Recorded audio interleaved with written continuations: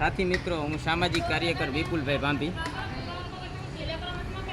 गाम चेलाबे विस्तार दरेड़। અને હાલમાં તે આપણે દરેડ હોય તો મુદ્દાની વાત એ કરવાની કે એજ્યુકેશન એ જીવનની અંદર બહુ જરૂરી છે, પણ એજ્યુકેશનનો પાયો છે એ નર્સરી, કેજી કે આંગણવાડી હોય છે. ત્યારે જ આપણે દરેડ ગામ વિસ્તારના દરેડ 231 કેન્દ્ર આંગણવાડીના દ્રશ્યો હું તમને જાહેર સ્થળ ઉપરથી બતાવું છું. આજે આપણી સમક્ષ આંગણવાડી છે, તમે જોઈ શકો છો. આંગણવાડી જવાનો રસ્તો છે, આ નાના ફૂલકાઓનો રસ્તો છે. આંગણવાડીનો નાના ફૂલકાઓનો રસ્તો છે, નાના બાળકોનો રસ્તો છે આંગણવાડી અંદર જવાનો. આ જોઉં તમને, આ આંગણવાડી છે 231 નંબરની દરેડ.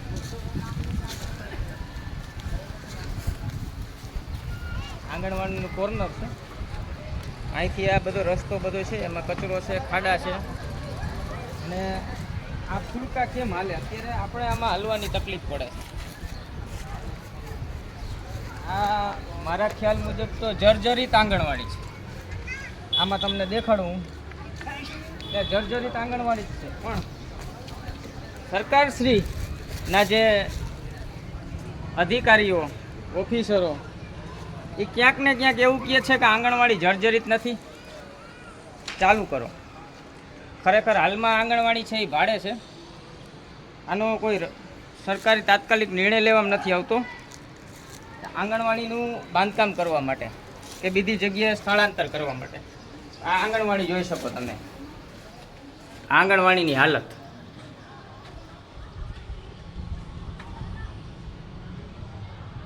હવે શું નાના ફૂલકાઓ આંગણવાડીમાં બેસી શકે? આની અંદર તમે ઊભા ન રહી શકો. અત્યારે હાલત એટલી ગંભીર છે, અહીંયા એટલી બધી વાસ આવે છે. અને આ બધો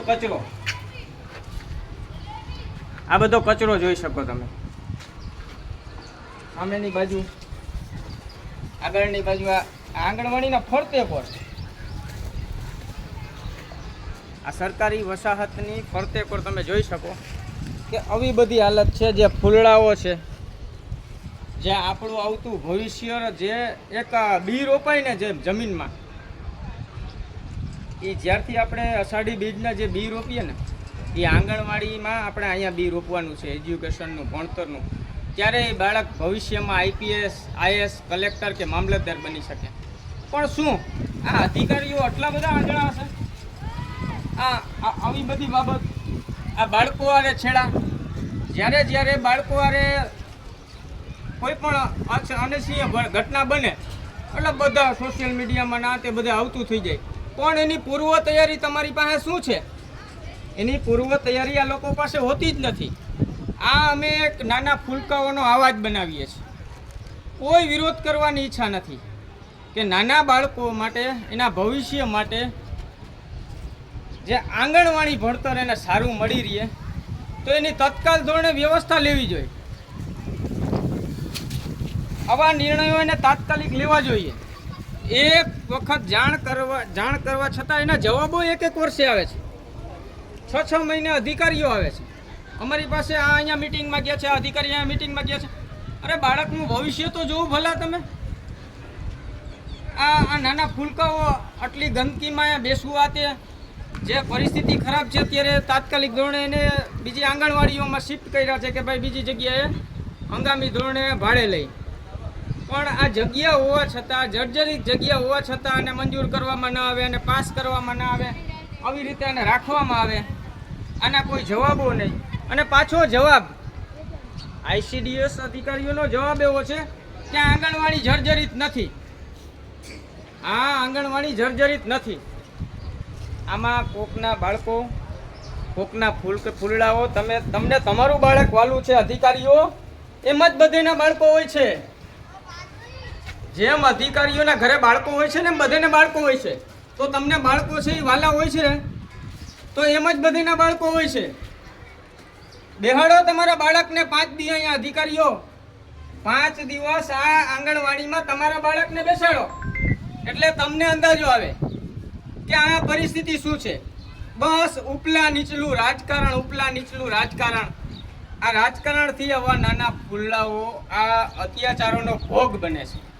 ખરેખર તમારી અંદર જરા પણ માનવતા, ઇન્સાનિયત હોય તો ક્યાંક કુદરતનો, ભગવાનનો, ઈશ્વરનો ડર રાખો. આવા ફૂલકાઓ વિશે વિચારો. આ આપણા દેશનું ભવિષ્ય છે. તમારા ઘરે, તમારા ખોળે રમતા જે બાળકો છે એ જ બીજાના બાળકો છે. એવા જ બાળકો, એવા જ વાલા હોય. આ આંગણવાડીની પાણીની ટાંકી હું તમને બતાવું મિત્ર. આંગણવાડીની પાણીની ટાંકી, આ સરકારી વસાહતોની હાલતો જો, આવી જગ્યા. આ એની પાછળની સાઈડનો કચરો, આ ગંદકી, આ એટલા પ્રમાણમાં ગંદકી છે, પણ જેની અંદર ઇન્સાનિયત કે માનવતા જે જન્મ લીધો હોય ને એને જ દેખાશે. બાકી આંધળા તો આંધળા જ જવાબ આપશે. આ બાજુનો કચરો, આ આંગણવાડીની પાછળની દિવસ, ચારે દિશાના જેની અંદર ઈશ્વરનો વાસ હશે ને એ માણસને બધું દેખાશે. જેનામાં માનવતા હોય, દયા હોય, કરુણા. રાક્ષસોને નહીં દેખાય.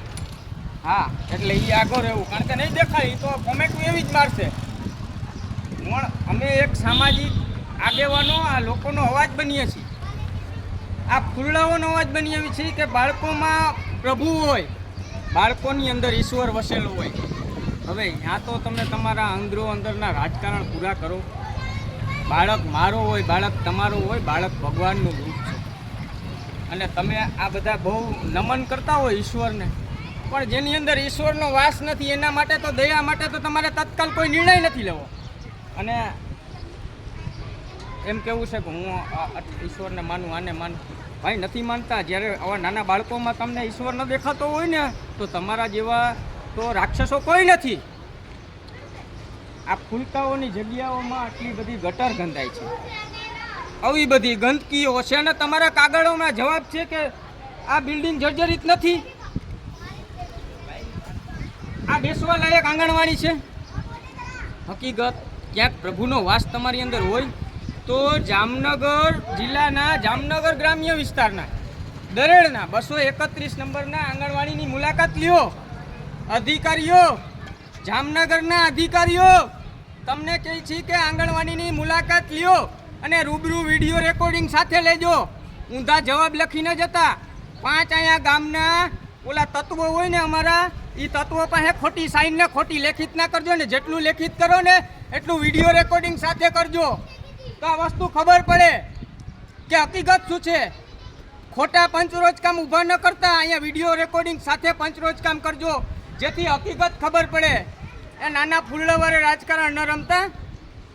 નાના બાળકો હારે રાજકારણ ન હોય, પ્રભુનો વાસ હોય. અને કાંઈક થોડુંક સુધરો. આટલા વર્ષથી આ લોકોની બધીની માંગણી હોય, માંગણી થોડીક સ્વીકારો.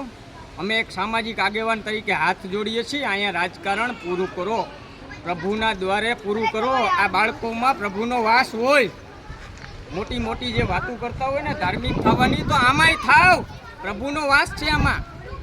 ખરેખર આ વિડીયો જોયા પછી જેનાની અંદર કરુણા કે દયા કે માનવતા હોય ને તો આ તત્કાલ ખરેખર નિર્ણય આવવો જ એવી વસ્તુનો. બાકી રાક્ષસોને તો કાંઈ ફેર નહીં પડે.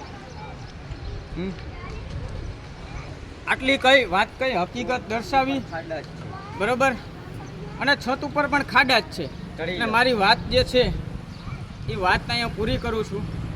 પણ હકીકત જોજો, આમાં રાજકારણ ન કરતા આનો તાત્કાલિક નિર્ણય આવે.